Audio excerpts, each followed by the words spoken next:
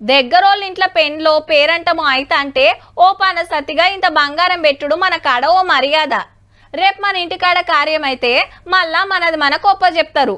అయితే మనకు వాళ్ళు పెట్టినాడు తులం 70,000 ఉంటే ఇవాళ మనం వాళ్ళకు పెట్టాలంటే 1,50,000 దాటే. ఇక ఎట్లుంటుంది చెప్పుండ్రి.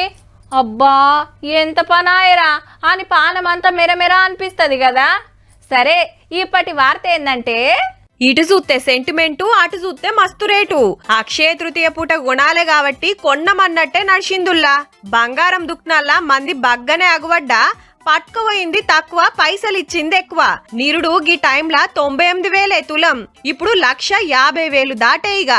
గిట్ల సగానికి సగం పెరిగినాక ఏం కొంటారు చెప్పుండ్రి. మా పెళ్ళప్పుడైతే 3,000 6,000 తర్వాత నుంచి పెరుగుతా వచ్చినాయి. ఇన్వెస్ట్మెంట్ గా ఉంటదని తీసుకుంటున్నాము, ప్లస్ పిల్లలకి యూజ్ అవుతుందని తీసుకుంటున్నాము. కానీ అక్షయ తృతీయ నాడు బంగారం కొంటే లక్ష్మీదేవి ఇంటికస్తదని మనోళ్లకు ఓ నమ్మికాయే. తులం కొందామని పోయినోళ్ళు అర్ధ తులమో పావు తులమో మాసమో కొన్నరటు గీ రేట్లు చేయవట్టుకే 2 days ముందే వచ్చి చూసాను. చూసి ఒకటి పక్కకు పెట్టుకొని వెళ్ళాను. ఈ రోజు తీసుకోవాలనేసి వచ్చి చూస్తున్నాను. 15 years నుంచి తీసుకుంటున్నాను అక్షయ తృతీయకి. బంగారం రేట్ అయితే కొనలేనట్లే ఉంది. ఫస్ట్ టైం ఈ ఇయర్ అక్షయ తృతీయ రోజు ఈ ఇయర్ వచ్చాను లక్కీగా. ఈడ ఇంకో ముచ్చటగిన చెప్పుకోవాలి. మొన్న తులం 1,80,000 దానిక పోతే ఇక 2 లక్షలు కూడా అయ్యేటట్టుంది అనుకున్నారంతా.